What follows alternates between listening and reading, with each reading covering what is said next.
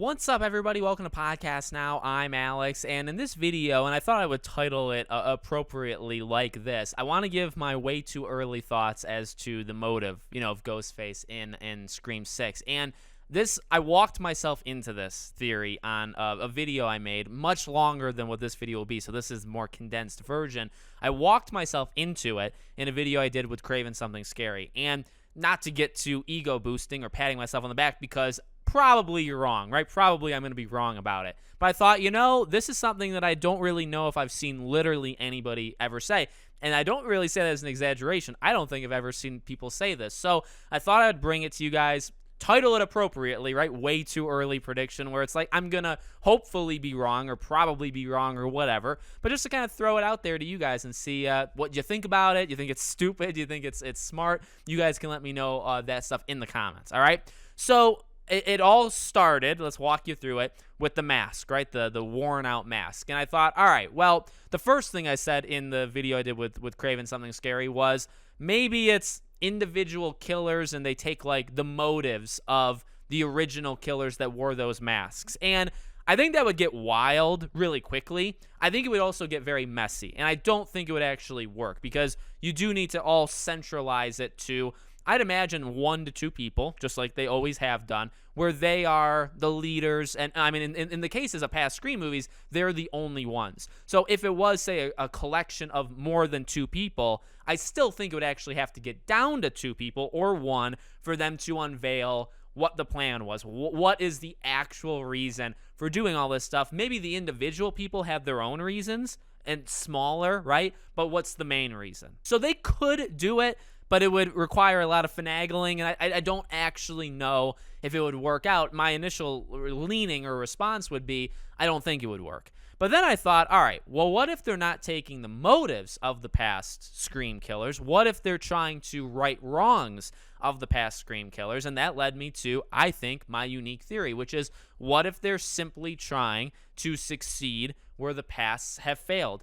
That's the motive. And again, part of why we were led into this path was, well, what would be a motive for a Scream killer? And the answer is, you can only have so many. I mean, arguably, that is what gets, it's going to lead to not maybe necessarily burnout, but you're going to run out eventually the more Scream movies you do, because when it comes to eliminating people, we'll use that terminology for YouTube's sake. I don't want to say this other words too many times in these videos, but eventually you run out of reasons, right? Eventually, the motives, even if they're slightly different, start to copy each other. I mean, there are people, and I actually do think, like Jill's purpose in 4 and then Richie and Amber's in 5, I do think they're very much different. But there were even people that were like, well, 5 just copied 4. It's too similar to 4. I don't agree, and that's okay. That's actually a very central point of my channel. But you know what I mean? Like, you even had that. Now, I don't agree with it, but you started to have people say it. And eventually, if you do a revenge again, revenge can only, if you do revenge, you are going to be doing it again, because it's such a simple motive, a very good one, but a very simple motive of revenge, because you've already done that. So eventually you will run out. So I guess what kind of led us down the path is like, well, what if one of them is a reason that past ones have done, but others aren't? And then that led me to say, well, maybe all of them are past motives, each one, symbolizing it. But then I thought, well, look, you got Kirby coming back. You got the core group that evaded, Ghostface in 5 coming back. You got Gale coming back. You have a good group that you could put together a story. And it has been speculated, the idea of going after past survivors. So I guess what I'm adding on to it is the motive, like when we have this big speech at the end, if it is just one person, they would say, like, hey, it would kind of be a mix of actually a couple things, because it would probably go along the lines of, I was a big fan, of all of them. Stu and Billy, like, they were the originals, but then these group came along, and then this, and then this, and then this, and they all did it a little bit similar, but a little bit different. But one thing all of them failed at was killing individual people. So I'm writing that wrong. I'm going after the people that individually, these eras of Ghostface with their robes and their masks that are going to be missing, and we see, wearing a mask. We only see what seems to be the Scream 4 mask. I do think we'll see all the masks in use attempting to attack people. So I think that could honestly be it. Now, I'll get to there. If you made it this far, you could be saying, well, Alex, there's a severe issue in your logic. Trust me, I've thought about it. I'll get there. But I do think that would be a rather different, for sure, unique, cool, all those words, where they're literally just trying to clean up these survivors, but they're doing it because maybe they were such fans of the past, but they also saw where they all failed. They all failed at killing their individual final girls, and maybe some of them left even more people. Like the Killers of 5, you can maybe even make a joke where it's like, the Killers of 5, they let 4 of you live. 4 of you are standing right here. You know, you could do stuff like that, and I think that'd be pretty cool. Now, the issue, of course, there is one big issue, is how do you match them, right? So you'd have to draw a line between 1, 2, so on, right, of who they would be targeting. Now, the issue is, and we may have an answer that would help this kind of conundrum, but then it's also like, would you have to rewrite it? So I think 2 would be Gale, right?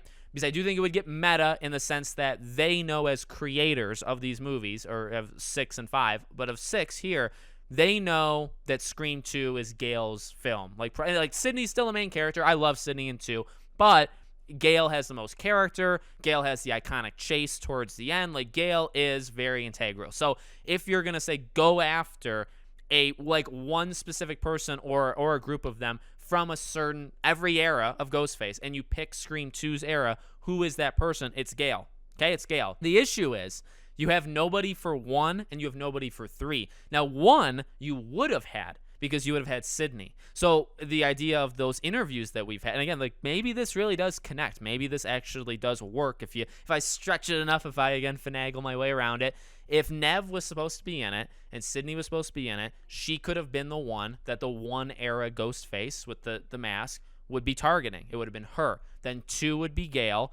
Now, we have to skip 3, and I'll obviously circle back to it. 4 is Kirby, and that makes a lot of sense. And then 5 is this entire group that you're going to have to knock off a couple of them, right? In fact, it does kind of lead to a potential, like, if that's the idea, I could see, like, one of Chad or Mindy, or maybe even both, dying before the finale, because when you're doing the speech of, like, hey, we had to kind of go after people of every era, or I had to go after people of every era, it'd kind of be like Richie and Amber's speech at the end of 5, where you have to throw in that you did kill Dewey, right? So they could throw in, like, hey, 5, like, what the heck was Amber and Richie doing? They let 4 of you live. Good thing I cleaned it up and I got 2 of you already. And here's the other 2, and I'm about to take you out as well. I think that works its way into a speech pretty well. Obviously not exactly how I said it, but I do think it would work.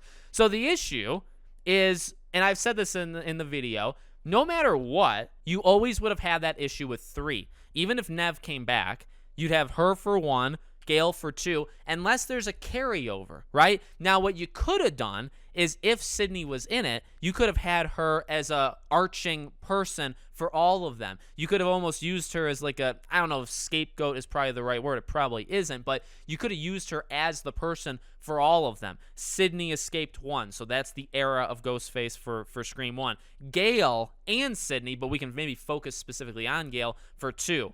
Gale and Sidney again for 3. Let's just lump them. We can repeat people for some reason. For 4, it was Kirby and Sidney now, and Gale. I mean, you know what I mean? So you can keep bringing them over. And then 5 was the 4 of them. And, again, I mean, you can keep going, right? And Gale and Sidney. So I do think it works if you look at Sidney as kind of like this ultimate legacy person, which, to be honest with you, they easily could have done. I mean, you can kind of label her, if you're using this as a motive, of we're going after legacy survivors of all eras. And more than that, right? Again, that was maybe a theory floating around. More than that, we're going to dress up in the era of Ghostface that they should have killed you in, and we're going to actually do it ourselves. That's what we're going to do. And it needs to be in the correct outfit. Maybe they have some OCD thing. Right? It needs to be in the right outfit.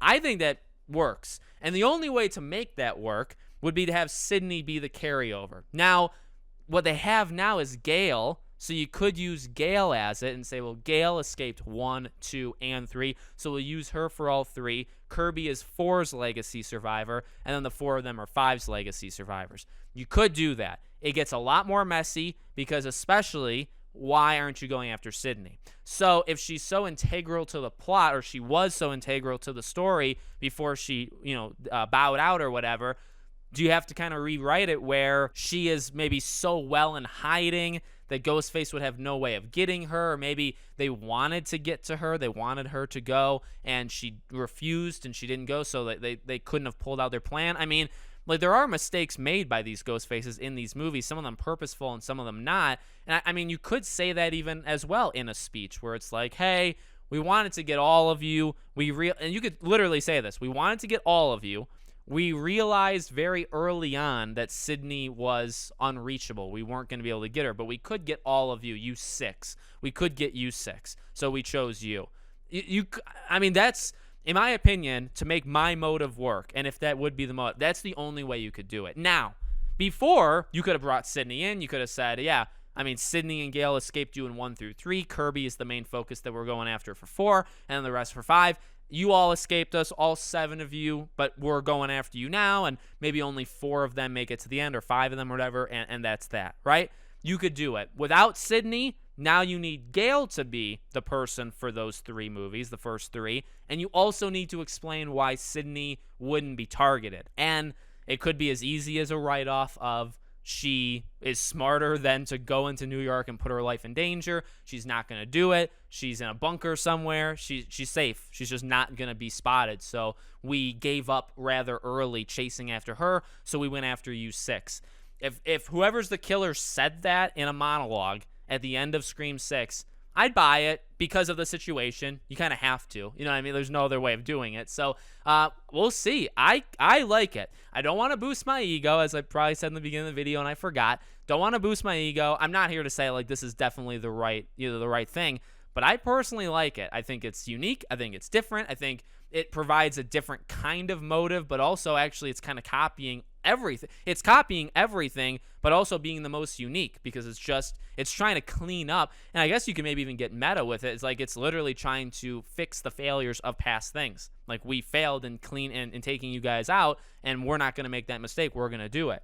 Maybe that's it. So thought I'd throw this out there. Obviously, again, I very meta even with the title. Like, when we see the trailer, things could easily change, but we'll see. I'm going to keep this in my head, and I'm going to probably analyze everything through a filter of this kind of thing, and maybe that'll end up being it. But if I'm wrong, I'm wrong. I'm not going to hold it against the movie. Let me know what you guys think in the comments. Make sure you guys are subscribed, bell icon turned on, and I'll see you all on the next one.